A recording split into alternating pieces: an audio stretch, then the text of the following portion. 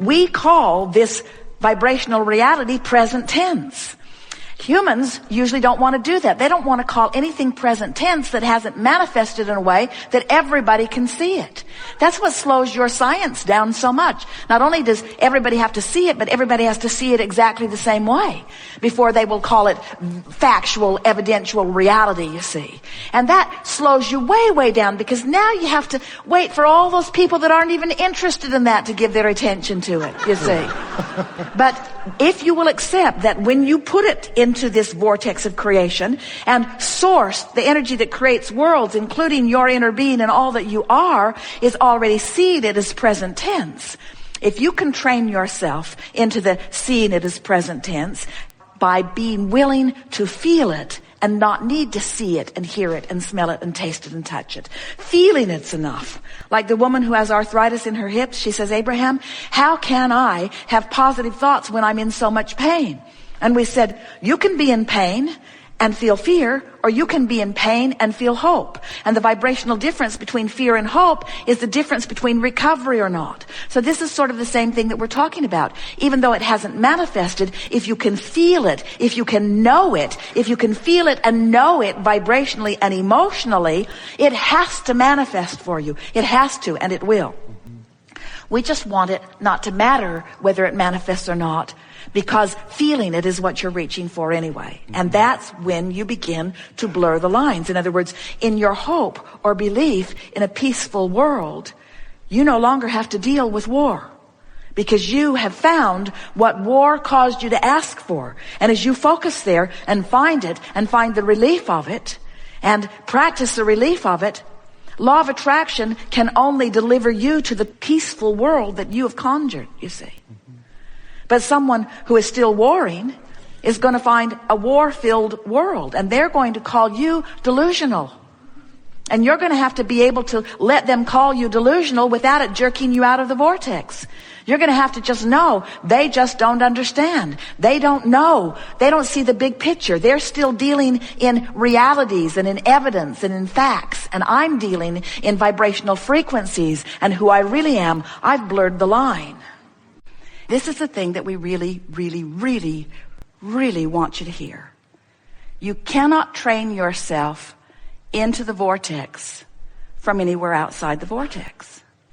In other words, if we were to give you processes all day to try to help you to get into the vortex, it would be less effective than if life just takes you in. Jerry and Esther were driving across from Texas the last couple of days. Coming across New Mexico, there is this most beautiful place. It is called the Texas Canyon. It's in New Mexico. And it's not a canyon. But just the same, it is the most beautiful, beautiful, beautiful, beautiful place. And as they drove and saw and breathed and felt, they could not remain outside the vortex. The condition of their moment took them in as they beheld the beauty and the well-being of their planet. Right in the vortex. Now, we don't want you running around looking for things that drag you in. There are plenty of them. But when you find yourself in there, milk it. Practice the vibration of it. Talk about how it feels. Remind yourself this is who you are. Remind yourself that this is the way you're supposed to feel. Remind yourself of the beauty of your planet. Remind yourself of the stability of your planet. Pick up a deck of well-being cards or beautiful pictures of something. In other words, that's the time to stay in the vortex. Practice the inside the vortex vibration. That will serve you far better than anything from outside the vortex you try to do to get in. And there are so many things that life shows you in every day that take you into the vortex. So when you find yourself in there, or when you even think you're in there and aren't sure, milk it. Milk it every time. When you release resistance, you release the only thing that is holding you apart from what you want. The difference is, so many humans aren't willing to release resistance until the help comes.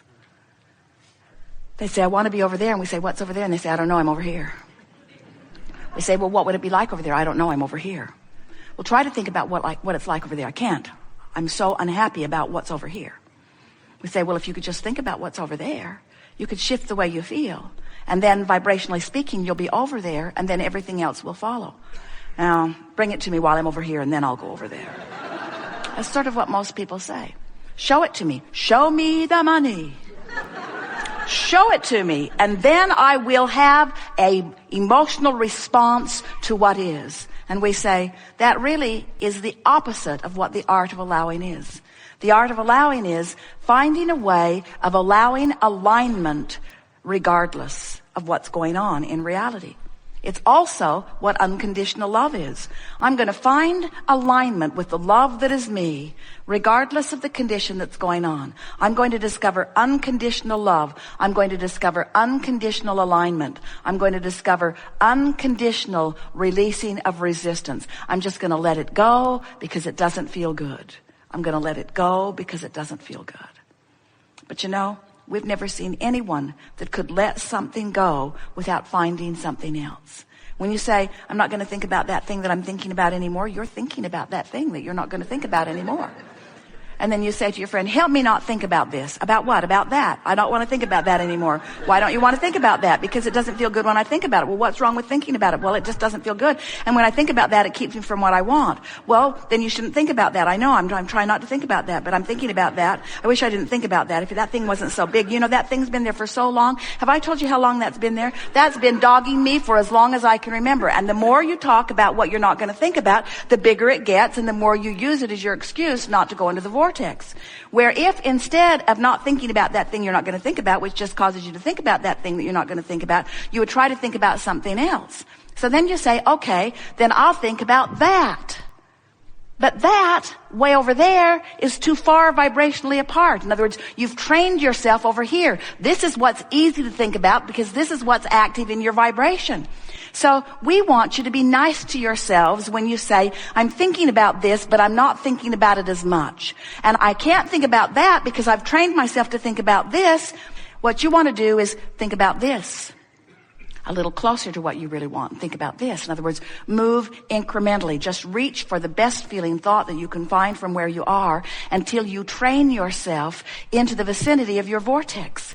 Don't you know people who are so optimistic that when you try to give them bad news, it just bounces off of them? Children are that way. A little girl in a restaurant, Jerry and Esther were sitting next to them, and the little girl was so taken by Esther. She could hear Esther's voice.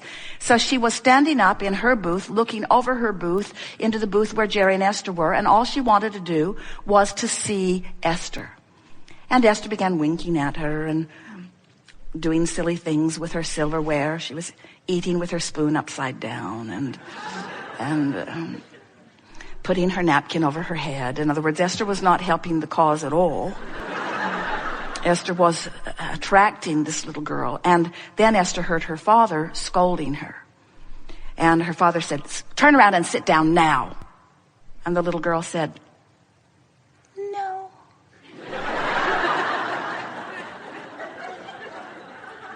And her father said, turn around and sit down now. And the little girl said, no. And Esther's thinking, please turn around and sit down. Please turn around and sit down. But her father grabbed her by the ankles and dragged her across the booth, and then it was no longer a pretty sight over there. Esther felt a little bad about having temporarily dragged her into the vortex when her father clearly likes her better outside of the vortex, behaving herself. When you find yourself in the vortex, milk it with everything that you've got until you have such a vibration going on from inside the vortex that no one and nothing that is reverberating out there with a different frequency has any access to you. And what you will begin to discover is those old troublesome thoughts that used to make their way into your consciousness frequently, they're gone. Old grudges lift off of you. You stop rendezvousing with ornery people. You stop rendezvousing with people in traffic that are inconsiderate. In other words, when you train yourself into a vibration of well-being, when you become solution-directed rather than problem-directed, when you train yourself inside the vortex, everything in your world will shift because you are the point of attraction. So, this vortex of creation, do you accept its reality? Doesn't matter if you do or not, it is reality. The larger part of you is there, even in your ignorance of it. There it is with everything you want. And this vortex, this edge of the vortex is somewhere on the emotional scale between hope and belief. That's where it is. So if you're over here in fear, you're nowhere near the vortex. And even though the vortex is calling you, it's pulling you forward. When you go from despair and the vortex gets hold of you a little bit and pulls you forward, you end up in revenge. And you say, oh, that doesn't feel very vortex-like. We say, yes, it does. It's closer. It's closer to the vortex than you were. When you allow yourself to move from revenge into hatred, and hatred into anger, and anger into less anger, into frustration, into overwhelmment. When you get in the vicinity of hope, now the vortex will take you right in and show you something to make a believer out of you. In other words, when you allow yourself to get into the vicinity of the vortex will help you to believe. So what we really want to talk about in this gathering, because most of you are not over there in despair. Most of you hang around with the low end of your vibration somewhere in the vicinity of overwhelmment. Oh, you dip into anger occasionally, sometimes despair, but your set point on your emotional scale is somewhere between overwhelmment, dipping into some anger, and hope. That's where most of you are hanging out. Occasionally you go right into the vortex, but you don't stay there very long. All day today, we will be shining a spotlight on who you really are. You think sometimes that the negative emotion that you feel is because you're looking at a condition or a circumstance that isn't pleasing. Someone said, my lover left and I am sad. And we said, no, you're not. And she said, my lover left and now I'm sad. And we said, no, you're not. Abraham, what's wrong with you? Can't you hear? My lover left and now I'm sad. And we said, no, you're not. She said, all right, I wasn't sad. My lover left. Now I'm sad. I'm sad because my lover left. And we said, we know that's how it seems. But you're sad because you're focused upon the absence of a lover, when in your vibrational reality is the presence of a lover. And what you want is the presence of a lover. And when you focus upon the absence of a lover, you tear yourself apart. And that's why you feel this negative emotion. You are assigning this sadness to someone else's behavior. We are assigning this sadness to your behavior. We are assigning this sadness to your inability to focus inside the vortex. That's hard to hear. Esther doesn't even want to hear that. Please give me just a little bit of, can't the universe just make me the one exception just this one time? Can't I focus upon the absence of what I want without it being my fault? Can't it be the fault of the person who is displaying the behavior that I'm focused upon? We say, well, that's conditional love if we've ever heard it. Now what are you going to do? Try to control the world so that you can feel better? Oh yeah, that is what you try to do, isn't it? That is what you try to do, but it isn't working out, have you noticed?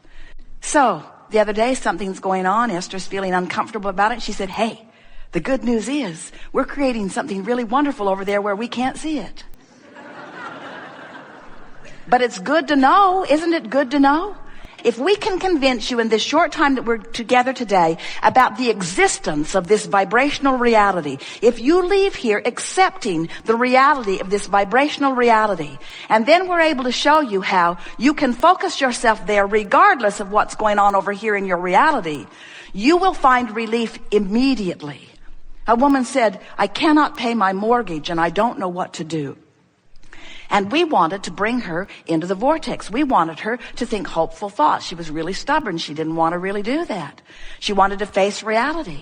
But once we were able to convince her that she can't, in this moment, while we're having a conversation with her, she can't produce out of thin air the money to pay her mortgage. It had gone far out of whack. She was not going to manifest those dollars that day, in that moment, in the hour that we spent in conversation. She was not going to manifest those dollars.